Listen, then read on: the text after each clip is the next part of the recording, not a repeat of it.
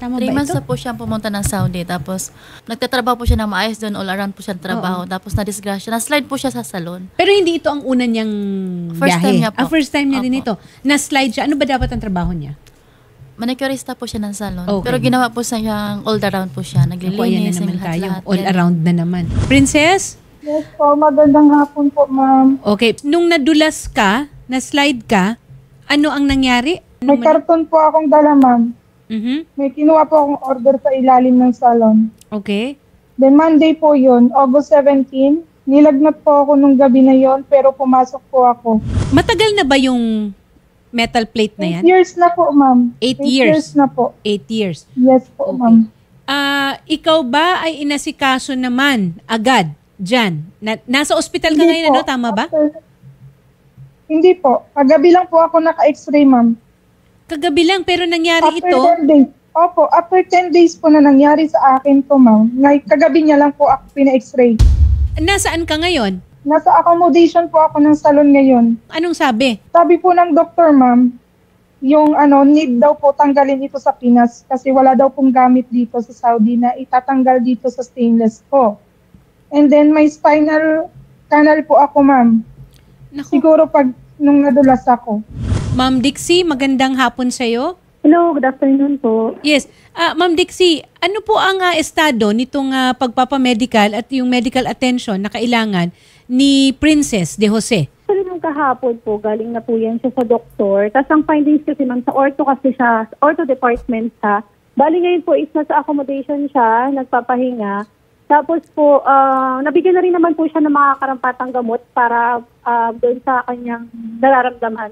So after that, ma'am, magkakaroon po kasi kami ng meeting later doon sa agency niya doon para at least malaman kung ano yung gagawin sa kanya. Kung ano po yung next na plan na gagawin sa kanya, kung pauuwiin po ba siya para pagkagaling niya po. Okay, sandali lang ha. Kasi unang-una, bakit kahapon lang? 10 days ago pa nangyari. Emergency yun. Bakit kahapon lang na nabigyan siya ng attention at saka x-ray lang? Tapos ngayon, according to Princess, ay pinapauwi siya.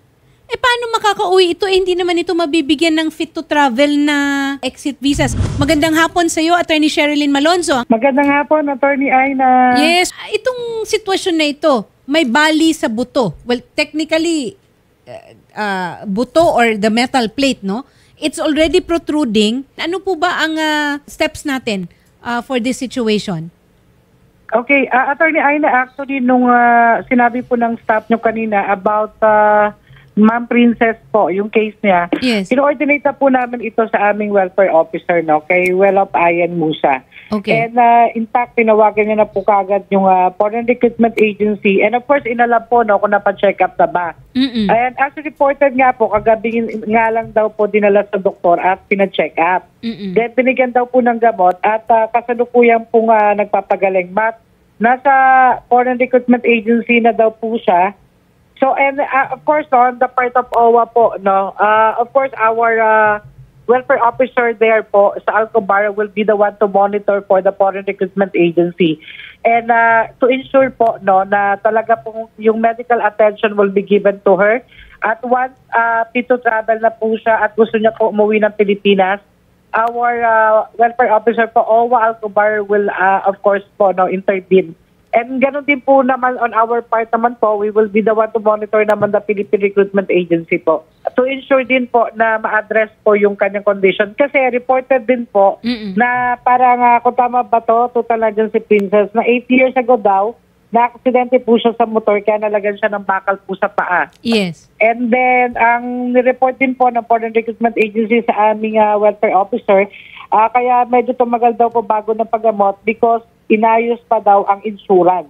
So, yun Opo. po ang At report ako po ko yung kanina nagbayad ng check-up, ma'am, nung Sunday. Opo, 92 reals nga daw po, kayo daw po yung pinagbayad. Mm-mm. So, kasi po, inimbestiga na rin po ng aming welfare officer. Kaya, of course, etong aming welfare officer is sobrang magaling at maalaga po ni Welop Ayan. No? So, Okay. we will ensure po, Ma'am Princess po, na dahil updated na naman din ng OWA, kino-ordinate na po ito Okay. sa employer po saka sa Foreign Recruitment Agency po. Okay. So makakaasa tayo, Attorney Sherilyn, na ipupull out si Princess dyan sa accommodation para sa mas masusi o mas karampatan na medical attention. Tama ba? Ang gagawin po muna namin, of course, ipapakuha po ng aming welfare officer po.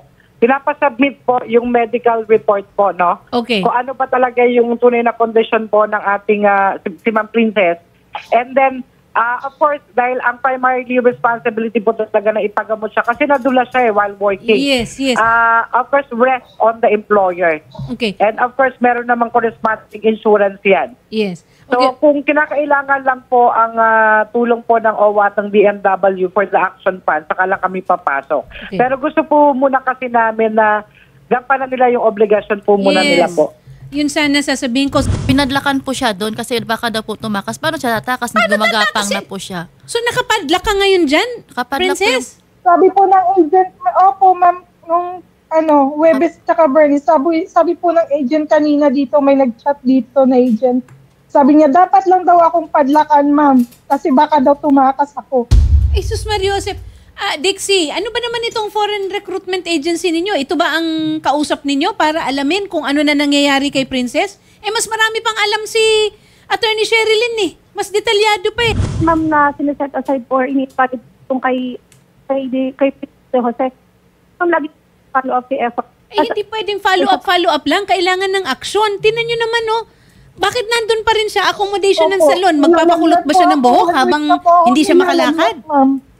Nilalagnat Po, po ma'am, siya. Gumagapang po ako.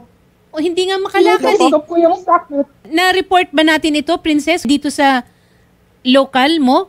Sa Na-recruit? agency, ma'am. Oo. Yung agent ko po nagsabi, ma'am.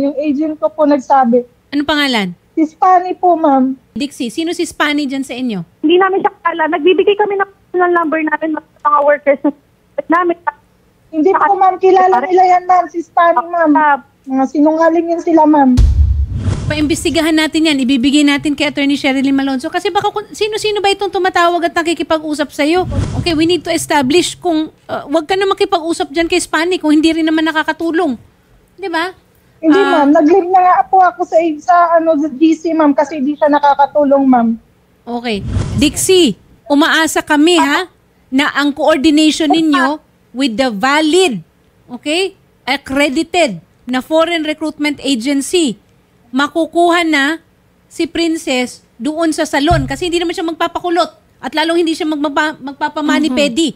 Kailangan natin siyang dalhin at the very least sa accommodation talaga ng recruitment agency. Ang advice ko po is that, Princess, keep the communication open sa Okay. aming welfare officer, kay Welop Ayen, and Welop Ayen is working na po on her concerns po. Ayun, diretso na tayo and we will deal with the Efficiency Human Resources Inc.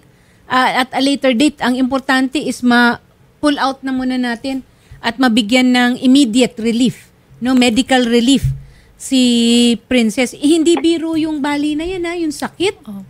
Sabi na po kasi ng agency niya, papagamot na po siya pero magtrabaho po siya ng walang sahod habang ginagamot po siya doon. Sinong agency yan? Yung doon sa foreign o itong si Yung Efficiency? Manarat po. Yan po yung Yung agency niya. Manarat po dito po sa Saudi, ma'am. Yung sa Saudi. O ayan ha, Dixie. Opo. Tingnan ninyo ha kung ano yung asal nung inyong foreign recruitment agency counterpart. Bakit ganyan? Pinapabayad po ako ng 10 real bago ba daw po ako makauwi, ma'am. Nagbayad pa siya. Mukhang hindi ka Magbabayad daw. kaaya-aya at hindi ka panipaniwalang legit itong foreign recruitment agency na ito. Parang anong klaseng asal naman yan? Nakikita, hindi na, nakaratay na nga yung... Nakikiusap ako sa agent ko nung nakaraang araw, ma'am, na sabi ko, tulungan niyo ako na kung ayaw niyo mapunta tayo sa ganitong sitwasyon. Kasi ma'am, Hindi sila nakinig, ma'am. Hindi sila nakinig sa akin, ma'am. naman po kami ng personal number. At saka ma'am, i-coordinate namin to right after this call doon sa FRA niya para at least malaman kung ano yung gagawin na sa kanya kung pauwi. Hindi naman kami nagmamadali, ma'am. Yung amin lang, i-fix nyo naman yung tao nyo, hindi yung may decision dito sa Saudi, may decision si Spani, may decision din kayo. Okay. Kailangan po ako ng mga anak ko. Naiintindihan natin, Princess. Ito ang masasabi ko, kulang pa siguro na masabi kong lakasan mo ang loob mo, pero uma-action naman na. Lalo na ang ating OWA. Princess, huwag ka mag-alala. Kasi kausap na ng welfare officer namin yung Saudi recruitment agency mo. At binigyan na talaga Opo, ng tumatawag po instruction. dito sa akin. Opo, binigyan na po ng instruction ang agency niyo po dyan sa Saudi na pauwiin na kayo. Pero, ang pinapakausap lang po ni Well of Ayan sa inyo, magpagaling po kayo, inumin niyo po yung gamot niyo para po at least po makalakad kayo at fit to travel na po kayo. Pauuwiin po kayo. Yun. At sinabi po ng welfare officer namin ngayon, actually ka-text ko po siya, ka-PM ko siya habang naka-on air ako. At sinabi rin po niya na wala po kayong kailangang bayaran sa agency. Yun.